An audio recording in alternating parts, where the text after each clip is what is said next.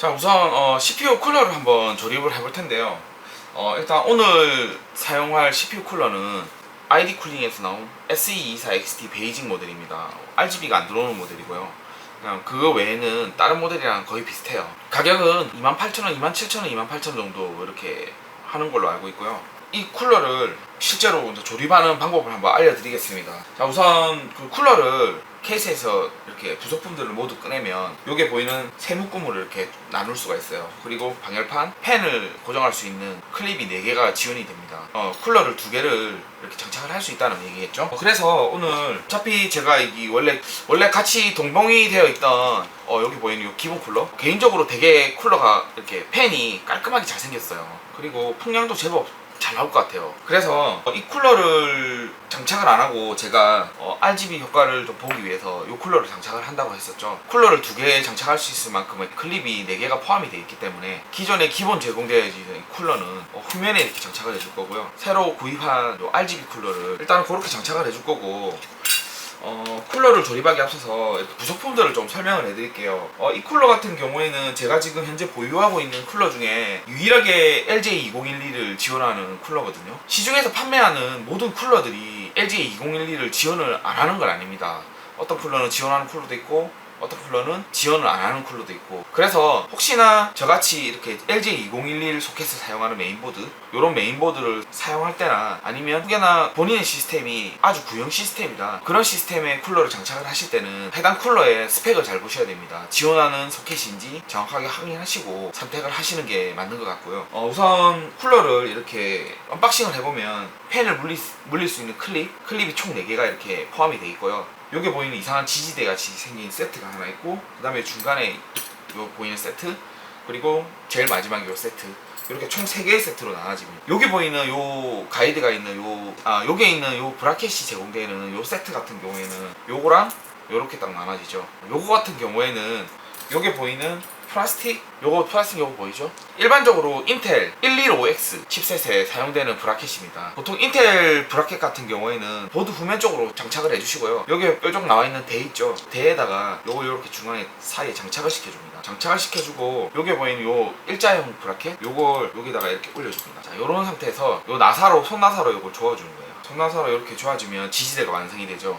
요 위에 쿨러가 이렇게 장착이 되는 형식입니다. 자, 그리고 요 중간에 보이는 요 세트 같은 경우에는 AMD에서 나온 라이젠 AM4를 지원하기 위해서 만들어진 브라켓 세트입니다. 마찬가지로 이런 브라켓만 없다 뿐이지 똑같아요. 기본적으로 우리 그 AMD 메인보드, 여기 보면 AMD 메인보드가 초기에는 이렇게 나오죠. 여기 보면 걸쇠 이렇게 거는 곳이 있어요. 요 걸쇠 브라켓만, 플라스틱 브라켓만 떼내주면 뒤에 판만 남죠. 요 뒤에 판만 남은 상태에서 그 판 위로 여기 보이는 동그란 원통형 지지대를 이렇게 세워줍니다. 세워주고 지금 여기 보이는 요 볼트 있죠. 요 볼트로 그 지지대를 이렇게 고정을 시켜주는 겁니다.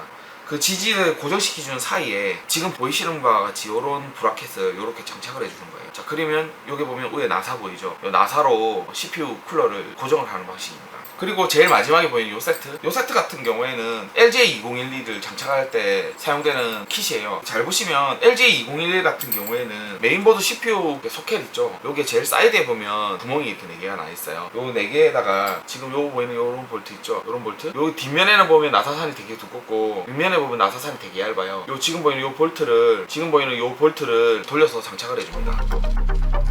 자, 요렇게 지지대를 다 올려줬죠? 그런 후에 이제 여기 보이는 요 쿨러 지지대를 장착을 해줘야 되거든요. 장착해주는 방법은 매뉴얼에서는 요렇게 장착을 해주게 돼 있어요. 정상적인 상태라면 요렇게 요 지지대 2개를 붙이게 돼 있거든요. 그렇게 되면 CPU 쿨러를 요렇게 달아줘야 돼요. 그러면 요쪽에 하나 더 달리게 되면 간섭이 생기겠죠. 그래서 저는 요렇게 달아줄 겁니다. 어차피 상관없어요. 정사각형이기 때문에 요쪽도 맞고 저쪽도 맞아요. 자, 요거를 이렇게 장착을 해줬습니다. 마찬가지로 이쪽에도 똑같이 장착을 해줄 거예요. 그렇게 되면 지금 쿨러를 고정해주는 볼트가 여기 이렇게 2개 나와 있거든요. 그렇게 되면 이제 이렇게 장착을 해주면 되는 거예요. 자, 그러면 쿨러 2개를 충분히 다 장착을 할 수 있을 겁니다. 지금 보시는 바와 같이 방열판을 장착하기 위한 지지대를 다 장착을 했습니다. 자, 이제 써멀 그리스 바르고 방열판 한번 장착을 해보겠습니다.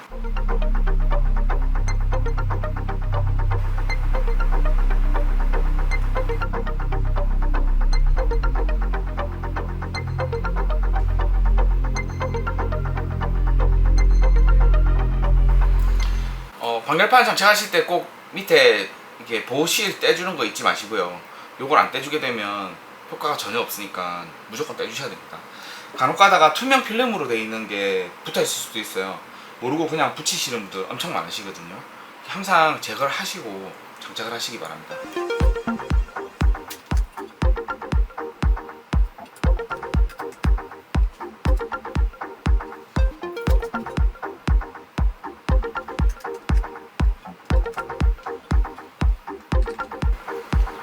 자, 이렇게 장착이 완료가 됐습니다. 이제 자, 아주 거대하죠. 메인보드가 휘청휘청하는 것 같아요. 지금 엄청 무거워요. 자, 여기에 이제 쿨러를 한번 장착을 해보겠습니다. 자, 지금 쿨러까지 다 장착한 상태인데요. 원래는 중간에 이렇게 하나 더 장착을 해야 되는데 공간이 부족해서 전면에 이렇게 LED 팬을 하나씩 달아줬고요. 그리고 후면에는 원래 기본 제공되던 120mm짜리 팬을 후면에 이렇게 하나 더 장착을 해줬어요. 요 정도만 해줘도 될 것 같아요. 그 생각보다 제논 CPU가 CPU 온도가 그렇게 고발열이 생기고 그런 CPU가 아니거든요. 대부분 보면 일반적인 쿨러를 썼을 때 한 60도 정도를 거의 유지하는 게 다반사기 때문에 그렇게 과하게 쿨러를 해줄 필요는 없을 것 같아요. 일단은 어차피 자리가 해주면 좋게는 하겠지만 공간이 안 나오기 때문에 그냥 이 정도까지만 해주고 마무리를 하겠습니다. 일단 오늘 한번 장착을 해본 ID 쿨링에서 나온 SE24XT 모델에 대해서 장착하는 방법을 한번 알려드렸고요. 혹시나 본인의 시스템에 이 쿨러를 장착하시려는 분들은 제가 오늘 알려드린 방법을 참고를 하셔서 장착을 하시면 크게 무리 없이 장착이 가능할 것으로 보입니다.